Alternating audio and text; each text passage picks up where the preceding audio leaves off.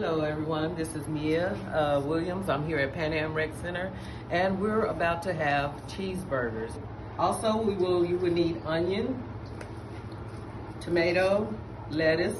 I also use the regular onion, and spinach, just to make it healthy. And with my cheeseburgers, bacon cheeseburgers, if people like onion, I open it up, grab a piece of onion that they may like, good little smack a piece so you can taste it, and I close it up. Wow, that's gonna be a big old burger. Wonder who this gonna go to, but there you go, perfect burger. And I get that started. So after getting all your stuff prepared, we prepare our big pot of burgers, and they're seasoned and ready to be put on the heat.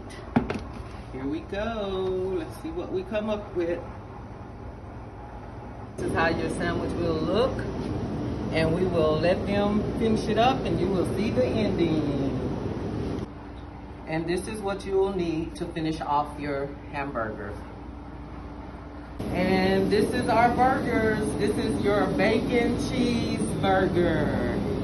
Miss Mia's bacon cheeseburger. Fix it for your family. Yum, yum, yum.